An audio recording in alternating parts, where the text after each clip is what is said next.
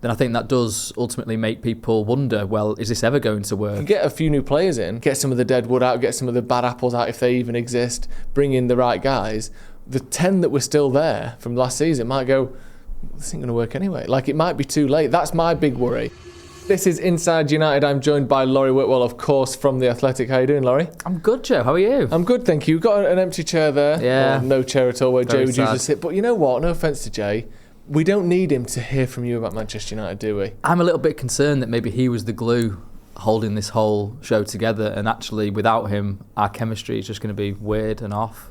You know what? Let's hope so. Okay. Because that'll make for an interesting episode if nothing Car else. Crash TV. It might be the only thing that viewers can smile about from what we're going to talk Great. about today. Because Okay. there's not a lot of positives in there. They've got loads to go through. And maybe we can try and find some kind of positives in this. But I want to talk about what's going on at United. Obviously, big picture stuff in terms of it being just far worse than anyone thought it could possibly be. Also, the reaction to the current form from the owners, looking at what we see publicly in terms of redundancies and different ideas, and maybe a little bit behind the scenes as well, what the thinking is around Ruben Amorim at the moment. Also, there's been lots of articles in The Athletic last few days. There was a big one last week about Dave Brailsford and kind of what he brings. There's also plenty about the Glazers. I mean, every word I say has got negative connotations at the minute, hasn't it? Let's start with the game on Sunday then, because it was one of the big things United had to play for, the FA Cup. That was one of the potential hopes for the season. United are out, but it was almost the fact that, once again, all of these familiar problems were there. Lack of goals, lack of chances, lack of style, lack of effort in certain areas. Why do you think it is currently as bad as it is and as bad as it was against Fulham? I was really surprised by the lack of sort of energy around the Fulham game, because I just thought that at least for a cup match they might be able to sort of summon something from somewhere. We've seen that before in recent seasons, but yeah, I thought it was really bad actually until Bruno scored again, very similar to the game at Goodison Park.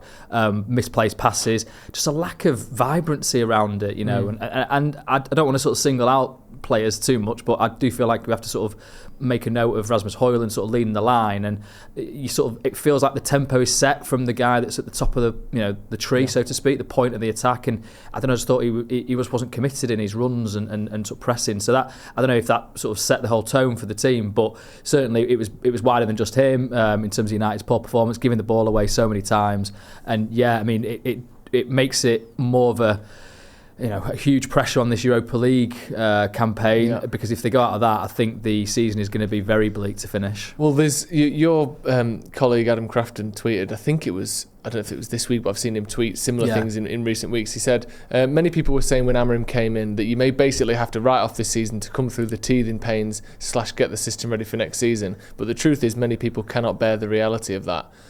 Obviously, I know a lot of fans are struggling to bear the reality of that.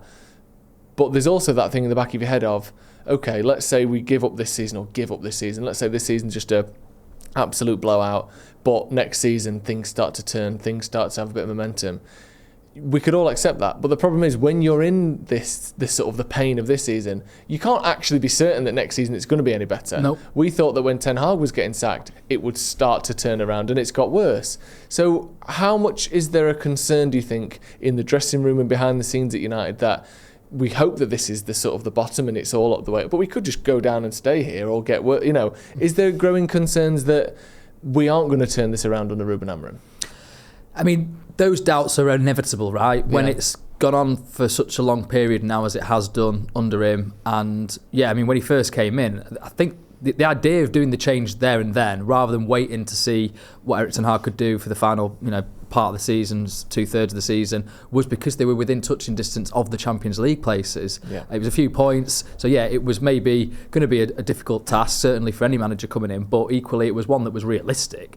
And whereas they've just fallen off totally, and now it's going to be a struggle to even finish in the top half. I mean, it feels like they're just going to finish in this place now, right? This is where they've ultimately come to, because all the results, the positive results that they're getting are slim through struggle against teams also, in the lower reaches of the Premier League. So the aspiration doesn't feel like it's there around this team, and then the issue comes with, does that then damage Ruben Amorim to a point where players or executives have doubts that then ultimately prove fatal? Because to he came in with sort of a really big, I think, reputation, certainly from what he did at Sporting, and kind of an energy around him. So, but for each week that it goes on where there's not that sign of it really gelling and little indications that things they've worked on in training are going to come to fruition, then I think that does ultimately make people wonder, well, is this ever going to work? And that's a really difficult place to be. Now, clearly the summer offers an opportunity to have a reset in that regard. Maybe some new players come in, but again, we don't know to what degree United are able to spend money, and certainly it's going to take sales before they can actually make proper signings. And okay, then pre-season as well, as Ruben Amorim's mentioned, being able to come away from the kind of daily routine of a match and then training and having some downtime with each other and getting to know each other, and maybe that then generates the kind of feeling, okay, we can actually do this together, and you sort of get to know each other a bit better. That they're the two aspects that why it might then actually be okay once you get to the summer. But I do worry that there's going to be some long-term damage done if it keeps on like this until the end of the season. Yeah, I mean, I think we all sort of understood that it was going to take a little while, like you said, but there is also that thing of long-term damage that you've mentioned there. Like, let's say, I don't know what a good analogy would be, but if something is just damaged and hurt, and you think, well, I'm going to get the surgery in a couple of weeks, I'm going to get, that'll fix it. Yeah. Let's say the pre-season is the surgery on your bad back, but walking around on that bad back for the next 6 months might mean that the surgery that you're going to have can never fully fix it. If we have a squad now that completely goes, what is this guy? This guy ain't going to work. Yeah. You can get a few new players in, get some of the dead wood out, get some of the bad apples out if they even exist, bring in the right guys.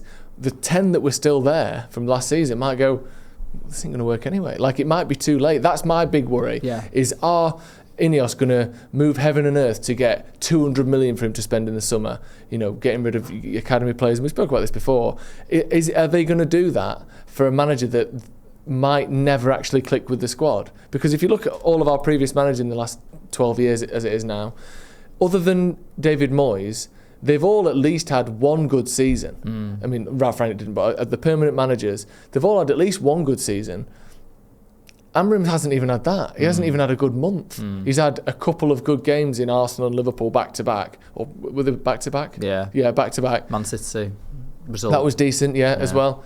But I worry that when do you actually start to see things get better? And if we're waiting just for the end of the season to do it, that's 3 months away. Yeah. It's not next week. We're not at the start of May. We're at the start of March. We've got, 15 more games to play in all competitions, maybe more. I think I worry how his reputation will be at the end of all that if it stays this bad. Yeah. Do you think that must be a concern for the owners? I think so, and that will. I just think it's inevitable that you come to a summer there where you're going, okay, now this squad, we knew when we appointed him, it wasn't really equipped for the kind of football that he wants to play, the formation that he prefers. Well, not prefers, is absolutely wedded to, and so you have to be fair to him and give him opportunity to reshape it. I suppose along the way, you'd like some players to show that actually we can perform in this way, and you'd want to see signs of encouragement there. So they will inevitably be questioning in the summer, how fully do we commit to this? Do we sign players that could actually fit in either system, or do we sign players that are absolutely going to be shining examples of what he wants? And you're looking at the wing-back situation for me, because you want players, so like Patrick Dorgu, I think he played in a full-back for Lecce, so he's also played as a winger, so he obviously really does fit into that wing-back aggressive role, but also defensively resolute, ideally. I know he's got sort of parts of his game that he probably still needs to improve, but it's that kind of signing where you go, okay, this is certainly a player for Ruben Amorim's system. Now, okay, clearly he can also play full-back, but you sort of just wonder. So like a Giovanni Quenda, who has been we've written about David Ornstein on The Athletic in terms of United, looking at him as well. So another wing back to come in. He's a young player though. How will he be to kind of come into this kind of environment? But that does really fit Amorim's way. So I'd be interested to know. I'll see how much that does then progress in the summer, whether they really go for it. I think that might be a sign of, okay, this is the kind of faith that we've got in this guy. But yeah, to your point on the surgery, Ralph Rangnick was talking about open heart surgery, wasn't it, like sort of 3 years ago. And I don't think you can ever really do that at a club like Manchester United, because you are always going to need to have results along the way, and this is bottomed out more than anybody anticipated. Way more. To come sort of 14th in the Premier League, which is what they're on course to at the moment, is beyond, I think, what anybody felt that this club could fall to. And so for my money, they absolutely have to prioritise the Europa League. And somehow, if they can get through these knockout matches, obviously it's a huge week this week away in San Sebastian for Real Sociedad, the first leg. If they can somehow get through, that could change the pitch. That would totally change the dynamic if he's able to get to a final, win the competition, because then you've got more money, the Champions League, and people will believe more and have the buy-in. Obviously, it's looking a very remote possibility at the moment. Yeah, it's like we're looking for any kind of glimmers of hope, aren't we? Beating Arsenal in the FA Cup felt like that could be one, that could be an avenue. And then you go against Fulham, and it's like, well, what was the point of that then? Yeah, exactly. And Sociedad are just the sort of team we struggle against, where they're technically very good. They'll be able to play around our press, no problem whatsoever. Our press I didn't realise this until a few weeks ago. Do you know when you watch a football match? I don't know if you do this. I certainly do this. I feel like people must do this. You watch it completely through the eyes of looking at your team's players. Right, yeah. Because even when the opposition have got the ball, you think, right, where's Casemiro, where's Bruno? So I went back and I watched some of the Fulham game, but pretending that the team in white were my team. Okay.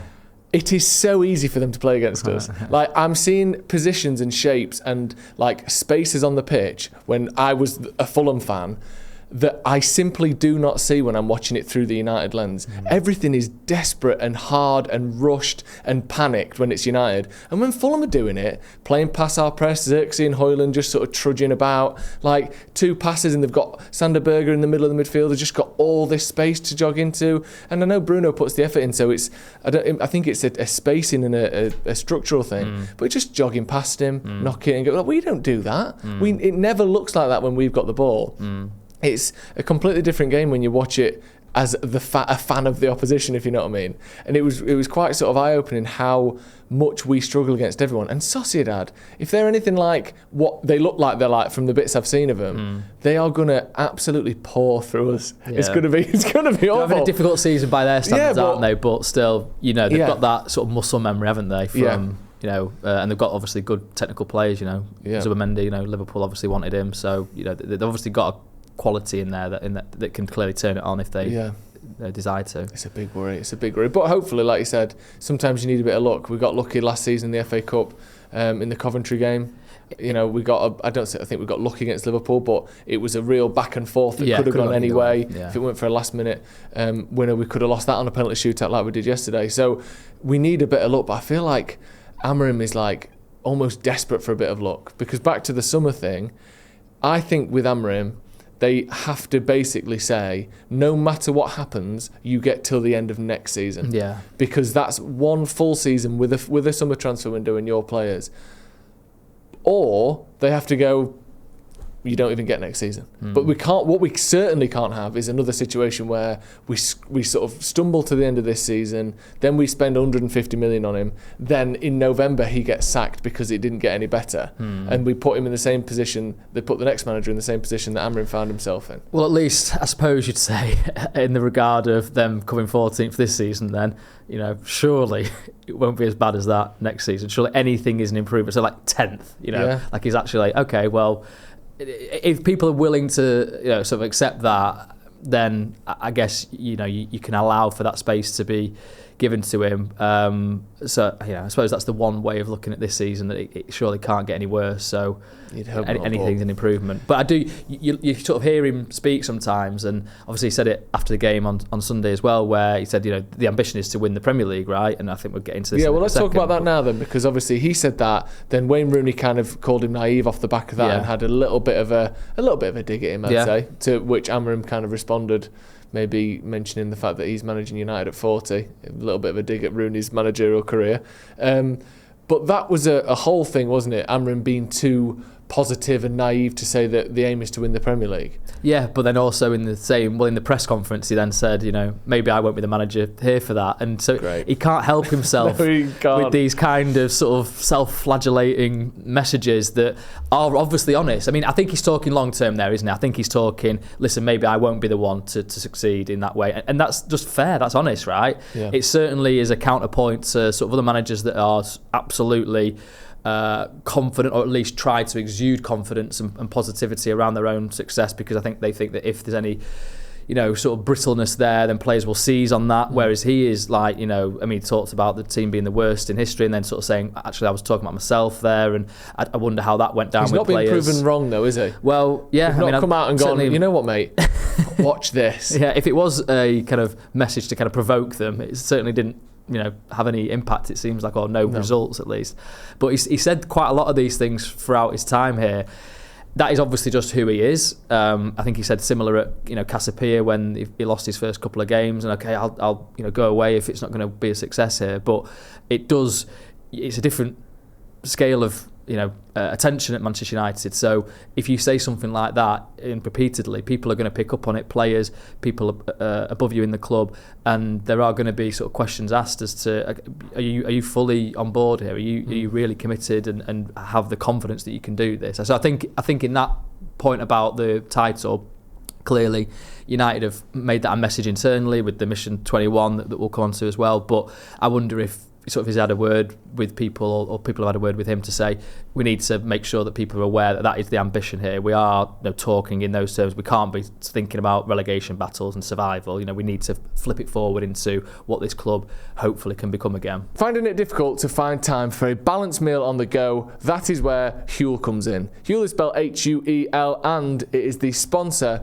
of today's episode of Inside United. The Black Edition ready to drink is a meal in a bottle as well. And listen to this, right? It's got 35 grams of protein, 26 vitamins and minerals, and it's low sugar, and it all comes in this handy bottle. Huel is the global complete nutrition brand with over 500 million meals sold, and you can find them at your local Tesco, Sainsbury's, or at Huel.com. And for new customers shopping at Huel.com, you can get £10 off and a free gift using our exclusive code Stretford Paddock at Huel.com. In the morning, I'm in a rush trying to get out the door. I ain't got time to whip up a balanced meal. So I get out, get on the train, have a Huel Black Edition, and I just know I'm set up for the day. And that's the good thing about it as well. You don't need to do meal prep days in advance. You don't need to worry about how long it's going to take to cook or reheating it. You can just grab a Huel and know you're getting protein, you're getting vitamins and minerals, and you're not getting too much sugar. And the other thing as well is you're not grabbing some snack that you're going to regret the next day. And it actually tastes like a milkshake. We've got vanilla here. There's also chocolate, there's strawberry banana, and iced latte as well. Feels also incredibly affordable and a budget-friendly option that we are genuinely excited about. Access to good quality, quick and easy meals hasn't been this easy and tasted this good ever. Join the community with this exclusive offer for new customers. You get £10 off and you get a free gift using the code Stretford Paddock at Huel.com. That's £10 off and a free gift for new customers using our exclusive code Stretford Paddock at Huel.com. Go and check out the description for all the terms and conditions. Unlock a healthy and easy way to eat with Huel so you can focus on what really matters. Let's move on to that Project 150, I think is the sort of overarching idea. Within that is Mission 21 and Mission 1 to try and win the 21st and 1st league titles for the men's and women's teams respectively. Well, I'm kind of thinking, have they stolen this from McCall? I'm sure he's always banging on about 21 is coming, which is essentially what they've that should be the tagline underneath it. Yeah, it should actually. McCall, he's genuinely talking about trying to get that copyrighted, by the way, before Liverpool win the league this summer. Oh, that would be quite delicious, I suppose. Yeah, and he could do with some of the money for that. Do you know what I mean? Yeah. Imagine that every time a Liverpool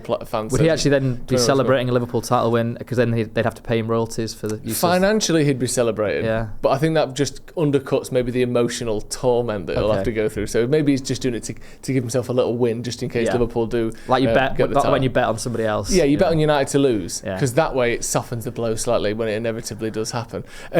With these, it's a bit NASA sounding, all this, isn't it? Like Apollo 13 and all that, Mission 21. Well, that is actually sort of part of, I think, in Ollie's piece, he mentions that sort of some of the thinking is that, at NASA, for example, they were, not really having great success against the Russians, and JFK sort of said it publicly, we are going to do this, we're going to land a man on the moon. And okay, he then also invested a lot of money, the government into that project, and obviously they then went and did it, and it kind of energised people, and people started talking to each other at NASA. So there's certainly been that kind of thinking, whether, I know it's sort of 50, 60 years since that point, but I guess the same principles can apply. So it says in the article, internally Brailsford has likened it to targets he set at British Cycling and Team Sky, but also to NASA's Apollo mission, as you mentioned there. There is a story, possibly apocryphal, of President John F. Kennedy visiting the NASA Space Center in 1962 and meeting a janitor who asked when what his role was, explained that it was helping to put a man on the moon. Now, obviously, hopefully the next 2 years of Dave Brailsford's life isn't too much like JFK's were there, because that's not necessarily a great sign going forward, is it? I'd hope that obviously that kind of in business terms, but United, it feels like we have all these big pictures and big ideas, and then actually, how is it actually going to work? How is it's easy it to going to say work? these things, because already we've seen a handful of missteps and errors. We've seen, hiring and sacking of people. We've seen bringing a manager in at just what is just a bad time. You don't want to bring a manager in November.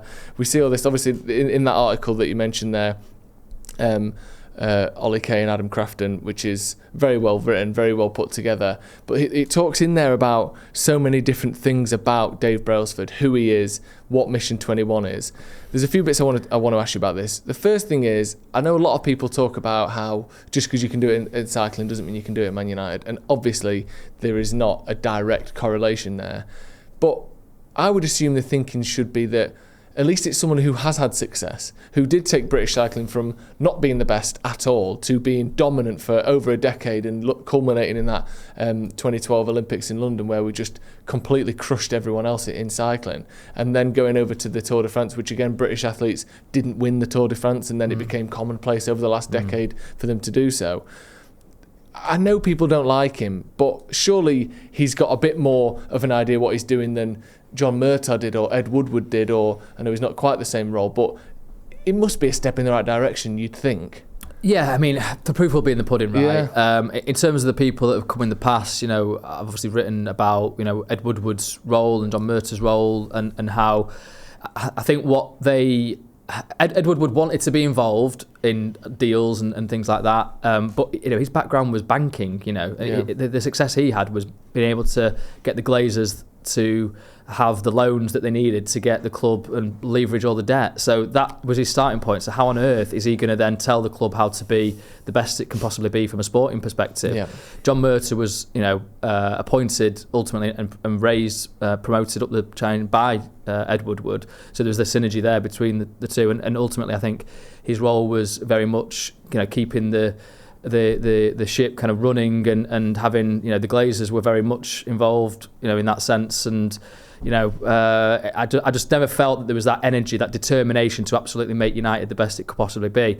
Now, today Brailsford has come in that sense and has, certainly put his flag in the ground as wanting that. I think he was the one that was presenting this sort of Mission 21 to staff internally. Now, people will question, well, what have you done in football? How do you know you're going to do that? I think from Ollie's piece, he would say that actually, he has, as you say, done it in cycling, and there are same principles that can apply. I don't think he's going to make decisions on who's going to come in on transfer market, players, that's the recruitment side of things. But I think he would feel that he can sort of put the right people in place. He understands what a quality person is, and then get them working the right way. And he's at Carrington all the time.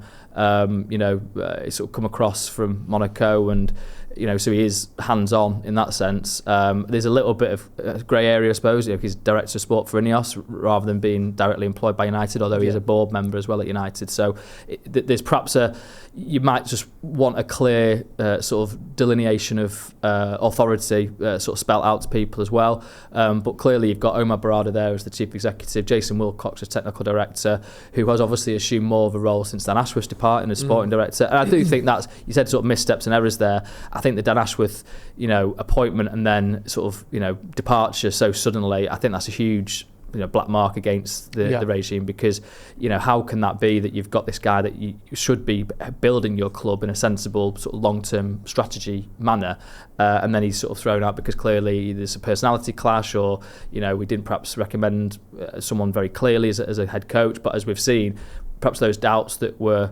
there present, have come to fruition, because it hasn't been a smooth sail at all. It's an intriguing sort of mix of personalities there. But I think you do certainly have, people, and Brailsford and Ratcliffe's, their first sort of statement to staff at Old Trafford last year was well received, because it was all about making the football sing again. It's sort of an echo of that sort of NASA story, whether it was true or not, but sort of getting people to be on board with that. Now the issue you have is, because they've made 250 people redundant last summer, and then up to another 200 people in the coming weeks, I think that then morale is absolutely massively hit. And do you really have people that think this, that are behind this current regime to make it a success again? How many people were employed by United 12 months ago, whatever? So like we're talking about 1,100, nearly 1,200 maybe. So we're nudging towards a third of the entire staff has been made redundant, will be made redundant. Yeah, that's a lot, isn't it? That's not, just a few around the edges who were, turning up late and not doing much because their colleague could do it. That's like fundamental amounts of people here, isn't it? Is there a concern just about the daily running of United? Well, I think you're certainly seeing aspects of the club are being affected. So, for example, they don't now have somebody, I mean, this is a small thing perhaps, but you don't have somebody on European away trips that is there to check that the fans that have got their tickets are the people that are collecting them. So, whereas before you sent a staff member out there, right, and they, INEOS feel that that's not necessary. I'm not sure how much money it was, obviously flights and accommodation and what have you, but now they don't send that, so people can just collect them remotely. And what that means is that for credits for European aways, you could buy a ticket, somebody else could go in your place if you're not going to go, but you get the credit, and therefore so it's a. And I think a lot of fans are upset about that. So that's a small thing, perhaps, but it's something that has meaningful impact. So there'll be more situations like that come. I think certainly, Ratcliffe came in. That was one of his big things, even before he got absolute authority on United. He thought it was way too bloated, and he was talking about cutting the staffing levels. That's what he's done in other business practices, and I think certainly people would agree that perhaps it had got too big and there could be some refinement made, but he's chopping into the commercial department as well. So for example, the Qualcomm deal that was lauded in the latest financial results, the front of the shirt sponsor, the people that were responsible for producing that on the commercial side have gone now, and there was certainly some accusations that too much was being spent on getting that deal over the line, sort of personal perks perhaps, but at the same time, sometimes in doing these sponsorship deals, you have to kind of go and meet people face to face and wine and dine them, and they thought that's where they signed the checks off. So it's those kind of things that you'll see as it progresses. There'll be some issues there perhaps. And also, how did he already know that needed to happen? If he's been doing that at all of his other businesses, that's clearly just what he does, isn't it? Exactly. This is what people are asking. Has there been a sort of data-led sort of research into? I mean, it has. Interpath, went in and sort of looked through all this. So that they hired a consultancy firm to come in and assess things. So I think you've got a little bit of that. Yeah. But there's also some people that just wonder: is Ratcliffe sort of saying this is too many people? Just chop it. I want this. Sort of a smaller number. That was apparently part of his conversation with Dan Ashworth, where he felt that the football department could be made smaller. Dan Ashworth sort of pushed back against that, and that was a point of conflict. And the kind of question was, do you know exactly who should be let go of, and is their role absolutely to be got rid of, or is it just that you aren't aware of exactly what value they bring to the club? That being said, United, when they were successful, were looking at about 800 people sort of working for the club. So you could perhaps say, well, if it were then, I know times have changed now, and maybe the club is bigger anyway, but there is certainly an argument to say, well, what was so bad about it then? And there's other clubs that have got smaller workforces. That being said, United perhaps do things differently, where they have hospitality in-house or catering or other aspects where other clubs would outsource it. Do you know roughly the kind of numbers that like Real Madrid or Barcelona or I don't know, Man City is probably a bad example because they have kind of rushed the scale of how successful they are. But like the other kind of mega clubs, how many people do they employ? Do we know? I think Liverpool's is over 1,000 as well, to be honest. But I think I mean, I need to check this, but somebody was saying that Real Madrid is only about 400. So So and obviously they win a lot. I would have to go and check that, but it's just that's certainly part of the conversation that's being had at United anyway, where they're sort of looking at other clubs and thinking, well, they win the Champions League every other year, so and they've got this huge, incredible stadium that they've revamped. So why does it have to be so many people? So there's definitely I can see the arguments on both sides, but you just sort of wonder, the latest round of redundancies,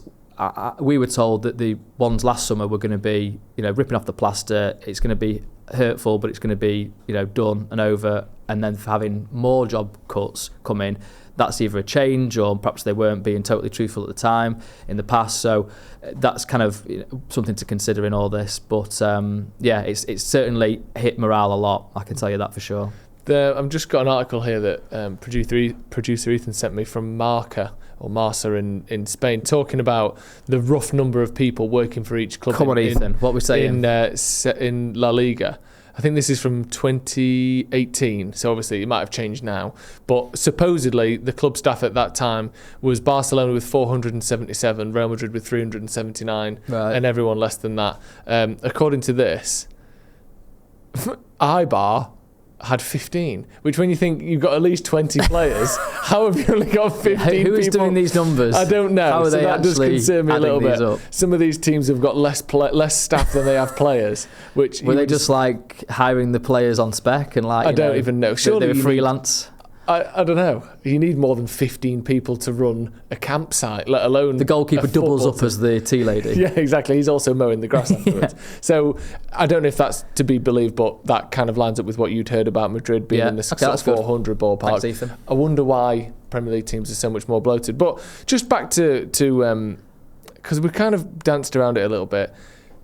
Do you think that the owners still back Amorim?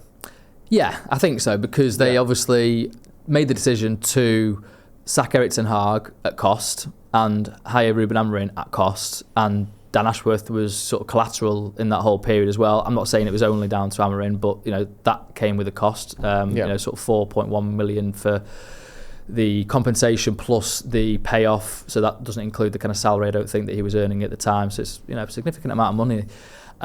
So I feel like they have to be still invested in him. They can't turn around and then sack another coach or not fully go with him, because that would just jeopardise the whole picture. And we've already been here where we've sort of wondered who would actually come in after Erik ten Hag, and they had a whole process after the FA Cup final where it really didn't solve anything and they had to stick with Erik ten Hag. So to go through all that again, is there really the appetite there? And also I think Omar Barada is so aligned with Ruben Amorim because of it was him that went out to Lisbon to sort the deal. I think it felt like he was the one really pushing it. There was the whole sort of suggestion that Man City might be going for him, and Hugo Viana going from Sporting to City, and how much did Barada know about that? And so I feel like if then Amorim is cast aside, then that would really have big questions for Omar Barada. And I know that his job isn't solely picking a manager, but it's wider than that. But I think that would bruise his reputation. I bet he's worrying as well after Ashworth's small mistakes cost him his job. If you then get a manager in that's your guy and then he doesn't work, Barada's probably going, isn't Amorim doing such a good job? I knew we'd be good, but I didn't think we'd be this good. I didn't think we'd get us to 15. This is incredible. Like, he's probably just doing everything he can so that Ratcliffe doesn't throw the book at him as well. Just moving on to the stadium stuff, because there's kind of become a meme after every United loss that INEOS then talk about a new stadium. Like, oh, we've lost, let's focus on don't look at this, think about this. Think about the new stadium.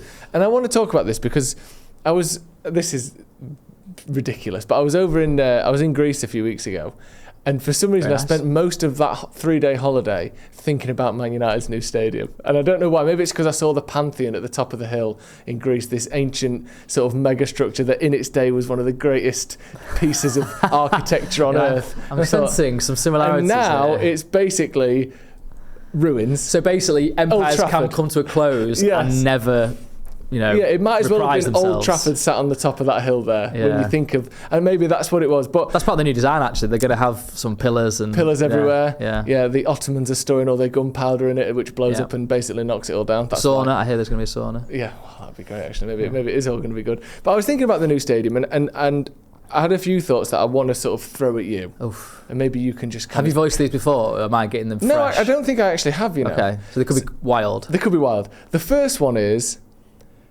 we're talking about £2 billion for the stadium, which is obviously an absolute load of money. Yep. But when you look at the most expensive stadiums of all time, which obviously United are talking about 100,000 seater, which just in terms of sheer size, that's going to be one of the most expensive stadiums ever because just the scale of the thing. When you look at the most expensive stadiums of all time, you've got the top five are the MetLife Stadium, which was built in 2007. 2010 it opened, and that cost $1.7 billion. You've got at number 4, which was 82,000. We've been there. Yeah, right? We've been there in New Jersey. Big stadium, impressive. Yeah. We've got the Allegiant Stadium in Las Vegas, another one that we went to, which again was $2 billion, opened in 2020, 65,000 seater, which is kind of maybe in the United ballpark. But then post-COVID, you've got the Intuit Dome, which is a basketball stadium for the LA Clippers, which opened this year or last year, 2024. It cost $2 billion and it's got a capacity of 18,000. So in terms of a structure, you don't get a lot for $2 billion there. You've got 18,000 seats worth of sort of real estate. Number 2 is the Yankee Stadium, which cost $2.3 billion in 2006. So, this is almost 20 years since that was broken ground on. And the most expensive ever, another one that we've been to, which has been named directly in some of the kind of PR around the new stadium, is the SoFi Stadium in Los Angeles, which opened in 2020 and cost $5.5 billion, around double the pound cost of what we're proposing for the new Old Trafford. How are we going to get a stadium that's 30,000 seats bigger than SoFi into that space in a post-COVID era in terms of the cost of industry and everything for half the price that they did without cutting corners? I don't know why it would have cost that much. We did have a talk with the mayor actually, who was giving us his expertise on it all. But I mean, is it more expensive in that part of the world where you've got?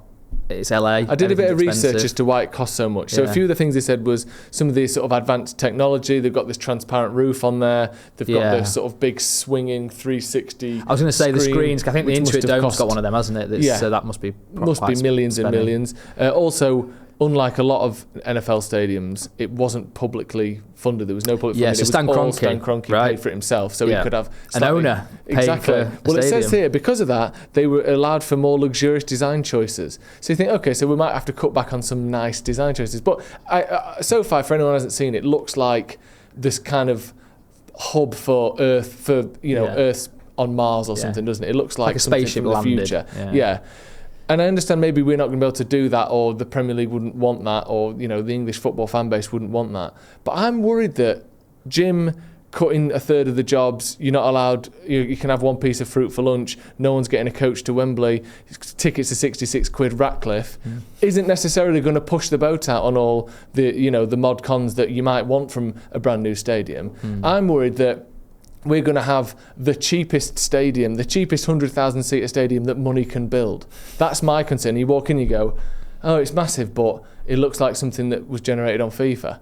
Is that a concern, do you think? Or can you alleviate some of that concern? I think it's different in this because it's a business proposal, right? So if you make the stadium fantastic, then it will ideally, hopefully, generate money, and that's ultimately the goal, right? To make revenues, just more, raise them so that you can then, obviously invest into the football team. So I'd be surprised if there was a kind of cutting corners element to a stadium that, it's supposed to be his flagship. It's supposed to be his legacy, really. I think that's why it's been banging the drum, consistently, even though we're obviously still yet to get any real substance, right? I know the task force sort of unveiled their sort of findings, I suppose, in January, where it didn't actually come down on one side or the other, new build or renovation, but they were sort of talking about 7.3 billion for the local area as what the stadium and all its surroundings, if that was improved, that could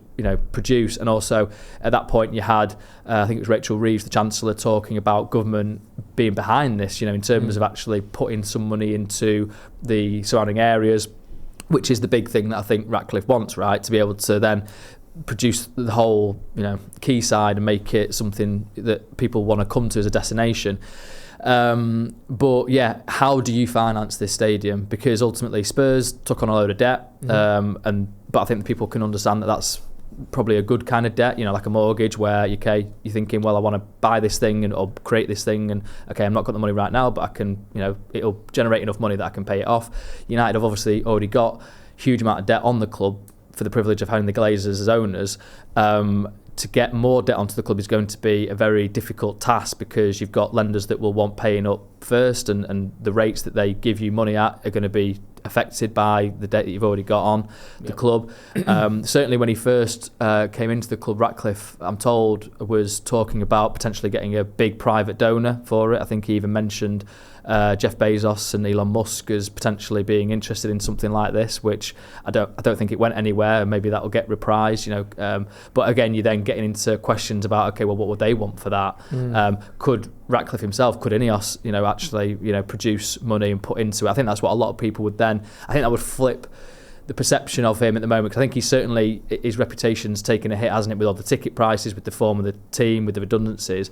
You have to remember that he actually did put $300 million of his own money into the club. He got equity for it, but it then went to the club.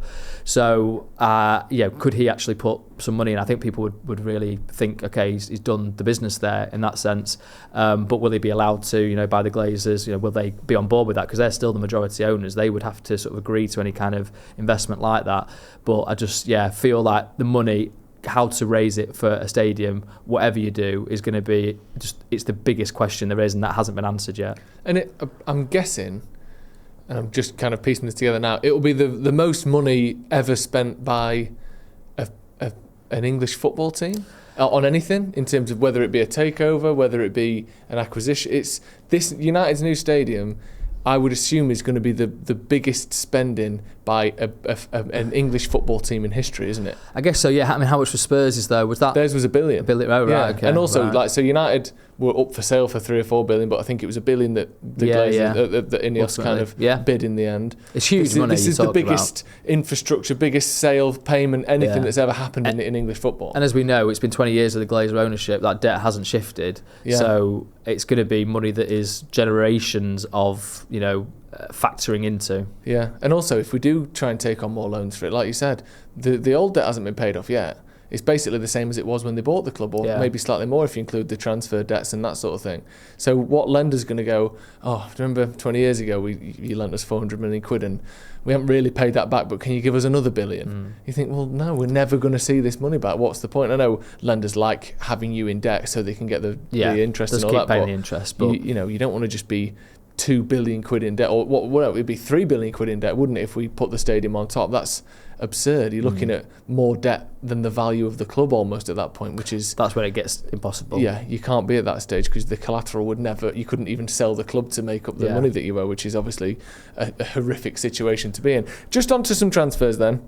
Come on. You mentioned, maybe we can be a bit positive here now. Can we? Yes. I don't know. I like to think so. So you mentioned before Giovanni Kenda, that's a name that's been mentioned a few times. I think when you came the last time or the time before, we spoke a little bit about the striker situation, and there's a suggestion that United probably wouldn't be too keen on Gyökeres, or don't think that deal could get done, maybe. I just was told unlikely at the time. Unlikely, yeah. Yeah. Is there, even if it's not necessarily down to names, positions that we have targeted since the last time we came on? Like, obviously we know a bit more. The strikers haven't scored in something like 30 games between them, I think, Højlund and Xerxes in the Premier League. And even Garnacho, no goals in 18, I think.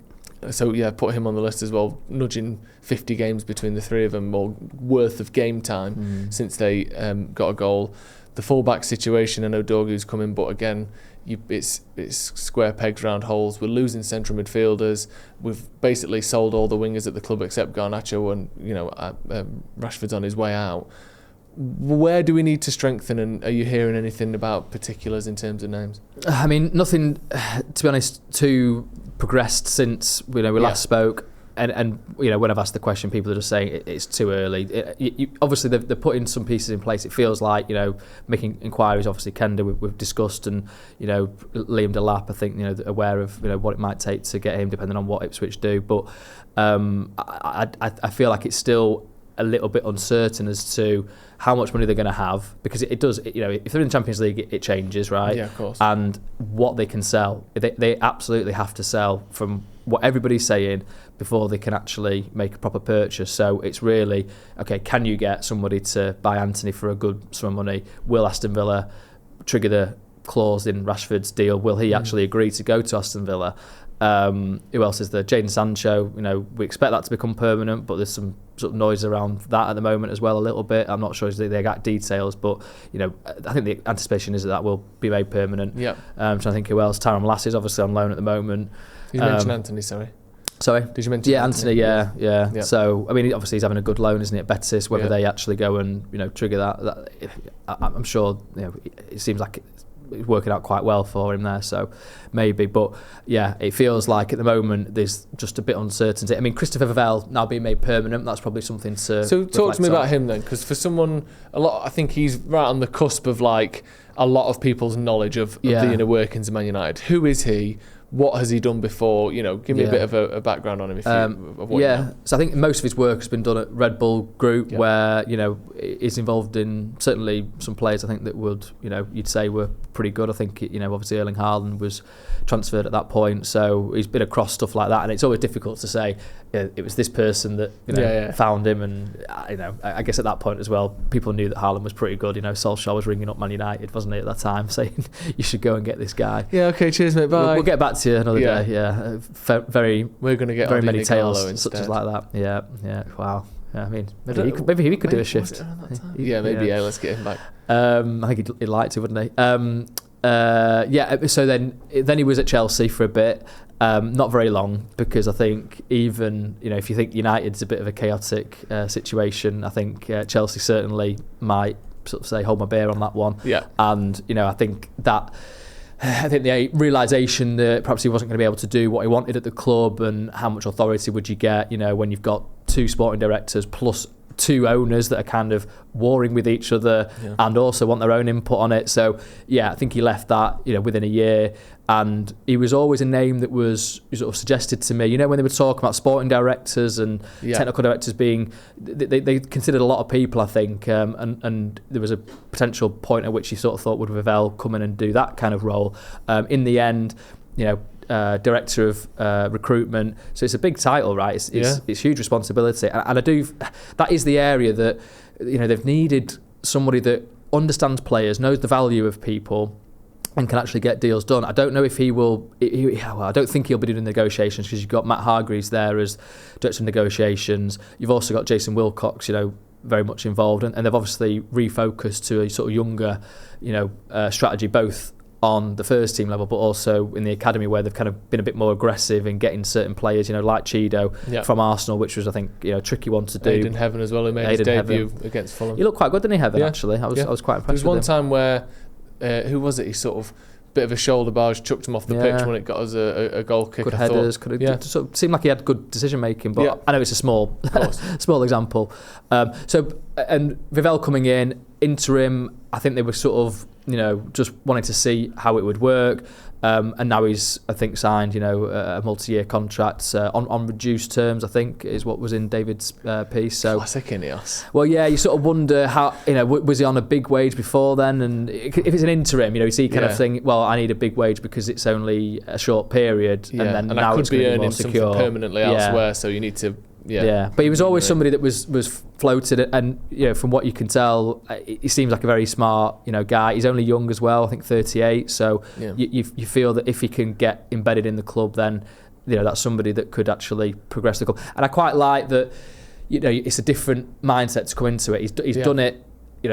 on the continent, again, you don't know exactly how much to attribute each signing to certain individuals, but it feels like he's been in this world for a long time, still quite young though, and can bring a different point of view than, say, Barada, Wilcox, who obviously, we've got that shared history at City together, than someone like Brailsford, who's obviously, not technically football minded.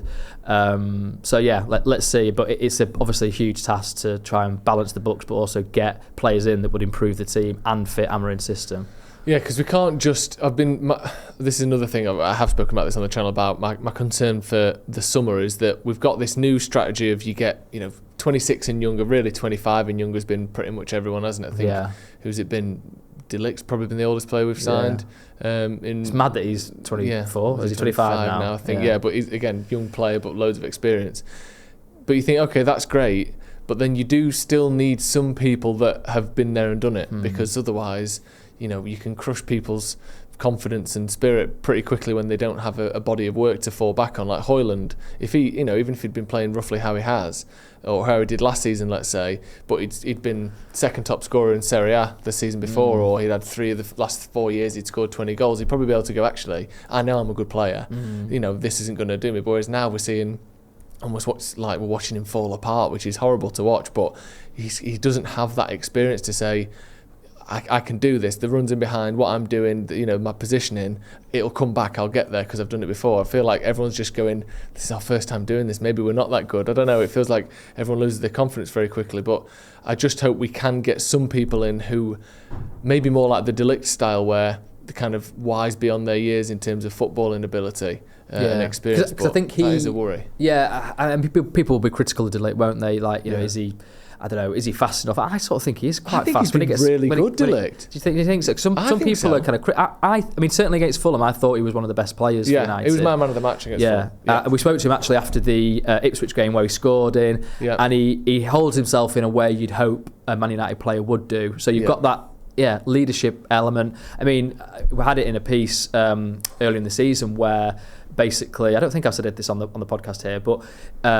Erik ten Hag made him captain at Ajax when he was 18 because the sort of trigger for it was they'd lost in difficult circumstances to Vitesse Arnhem in a game that Mason Mount played in, actually. And, they were going for the title. That's the last game he played, isn't it?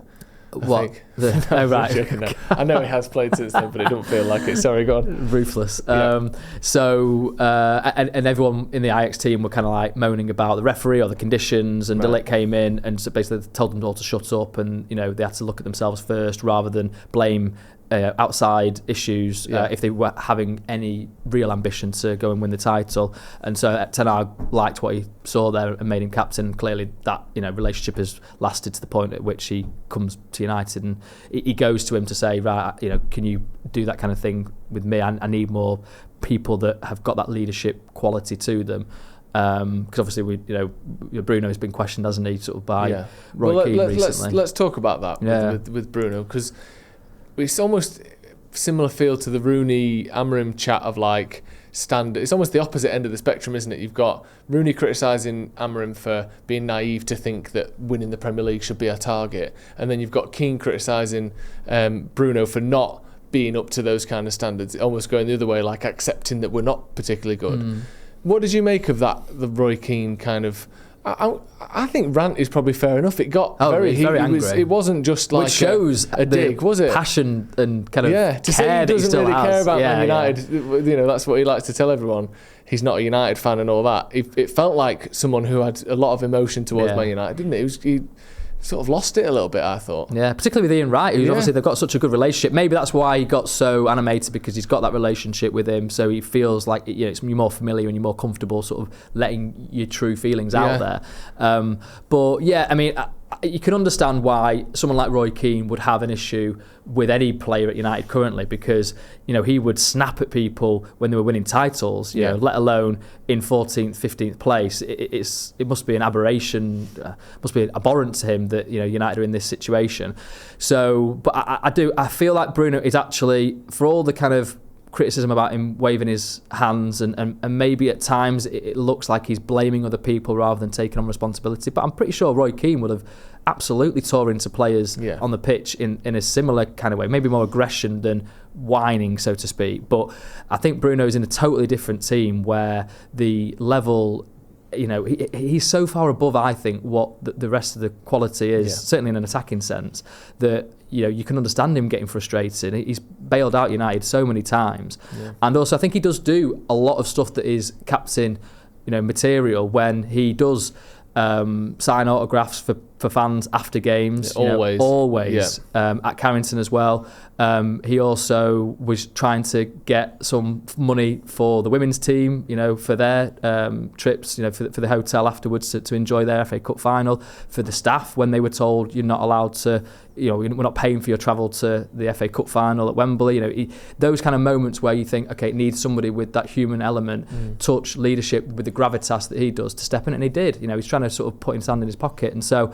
And he does a lot of work with the foundation as well. He's always, very on hand with, giving his time and also giving his energy. So, I can see what Keane perhaps might be coming from in a football sense. But I don't know. I just think that Bruno, where would United be without him? Yeah, he's comfortably our best player. And then if you look at technically, I think the best three just sort of natural talents at Manchester United are Bruno Fernandes, Marcus Rashford and Luke Shaw. I think on a technical level, maybe Ahmad's in that conversation as well, but I think they're probably our most three sort of best footballers, if you like, overall. Rashford plays for Villa, Luke Shaw's barely played in a year, and Bruno plays every single minute of every single game. Always available. He's the highest output, usually in terms of goals and assists, and gets the most criticism. I mean, Rashford used to, but he's loving life in Birmingham now. But it's mad that he's in this situation and yet he finds himself being the one that gets all the stick. Maybe that's because he's the best and he's the kind of the lightning rod sticking out from the rest of the team. I mean, you're there to be shot at, aren't you, when you're that talented, and also you earn a good salary. his last contract was certainly, his recent one now is certainly a very good one, but he is probably one of the only, I think, top 5 earners at the club that are actually playing regularly, for them. That's so mad, isn't it? Luke Shaw, Casemiro, Rashford, Sancho. That's insane, isn't it? Yeah. Just that stat wasted alone, money. It's a complete waste of money. I mean, I guess some of Sancho and Rashford's wages are being paid now, but for most of the season and most of last season when Sancho was in exile, not playing for anyone, we were still paying those wages for big names who just can't even get a game. I think that's a great place to end it. Yeah. It's a shame there's not too much positive to focus on at the minute, is there? FA Youth Cup. There we go. Well, let's talk about that. All about that, didn't we? Let's talk about that quickly. So United beat Arsenal in the quarter-final, wasn't it, of the FA Youth Cup? You were at the game. What happened? How did it go? It was really good. Yeah, good. It was an entertaining game. A lot of quality, in that United team. I feel like I know they've had a really good season and a half already under Adam Lawrence, the 18s. But I was impressed. I think the expectation was that they'd go through against Arsenal. But Max Dowman, 15-year-old, what a player he's going to be. I think he's already training with the first team. Terrorised United at times. He's only just turned 15 as well, I think. Right. Okay. Let me just double check that. Yeah, he's literally a child. Right. Yeah. Go on. But he looks physically developed. He's just so fast with the ball, dribbling. Anyway. I don't know if United are going to try and do another, Arsenal raid on him. If they've got Cheeto in and Aiden Heaven, maybe they can get the word in. But we're talking about United players. December 31st, 2009, by the way. So he turned 15. Wow. 2 months and 3 days ago. That is scary. He's basically a 14-year-old. What? Okay. Anyway, sorry, let's not focus on the Arsenal player that's really good. Let's talk about United have got plenty, and they've got a strength in depth there. So the substitutions in extra time, I think, helped. They turned the game. They made sure that United came through, and they were going out with 5 minutes to go. And then Jayden Camerson scored a really good goal to equalise. He's been impressive. I saw him at Chelsea as well, the 5-1 in the FA Youth Cup last round. Great strike, great energy, gets up and down. So you're sort of thinking, could he be one that actually develops into a wing back for United, because he certainly can get forward. So he scored the goal and he had a couple of more shots. So okay, let's see. Harry Amas as well, played well. Jack Fletcher scored another really good goal with his weaker right foot and went and celebrated sort of in front of the Arsenal fans. Although there was actually quite a few United fans in the whole stadium, it was sort of like one side, and there was a United section that were singing the whole way through. I mean, credit to these guys that come down to these kind of matches on a Friday night. I mean, I suppose maybe make a night of it in London, but they were singing the whole way through, so fair play to them. But yeah, I just was quite impressed by the quality on show, the pressure that they were putting Arsenal under in different moments, and yeah, they had to show resilience to come through it. I thought Adam Lawrence's substitutions sort of did really well. Bendita Mantato scored the winner in extra time. 3 substitutions actually linking up together. Jimmy Thwaites, again, another really quality play. He put like a long ball over the top, and Lusale, I think he's the lad that they signed from Crystal Palace last summer. Nice, sort of smooth on the ball touch. I think he's only young as well. So yeah, it feels like if United do, it's like 2022, right, wasn't it, where they got through to the final. Old Trafford was a glorious occasion where they went and won the FA Youth Cup, and from that, Mainu and Garnacho progressed to the first team, and now they're either in the first team playing, or maybe they get sold and they are many millions that help the club towards. So that's perhaps the approach that INEOS will take with this crop of players. If they can have like a fantastic final, then brilliant. Or towards the end of the season, when the Premier League is clearly just going to be fizzling out into United finishing wherever between 10th and 15th, it feels like, do you get them some minutes in the first team? Clearly Chido should have played at Arsenal in the FA Youth Cup. He played on Instagram afterwards, didn't he? He did indeed. He was sticking the knife in. Yeah, I love spicy. That. Yeah. It was. So obviously, he feels bruised by how he left Arsenal. But he's a United fan, right? So he was also sort of revelling in that. And yeah, I mean, I was sort of debating, could he actually do, because he sort of was in the squad against Ipswich, wasn't he? He'd played at Everton. Clearly was going to be needed against Fulham. So would it be ridiculous to play on the Friday? Anyway, he didn't in the end, and you can understand why he was training with the first team the whole week. So, but yeah, positive signs from that team, and I'm really looking forward to seeing what they do in the semi-final. Who have we got in the semi? Do we know? It's either Aston Villa or Plymouth at their place. So I guess the expectation is Villa go through. So yeah, a trip to Villa Park perhaps. Lovely. Right, thanks, Laurie. And it is nice to actually end on a positive instead of pretending like we did. Thank you very much for coming on. Thank you as well for watching at home, of course. Get your thoughts in, get your questions to Laurie as well for next time. This has been Inside United with Laurie Whitwell from The Athletic. Of course, we'll see you in a bit.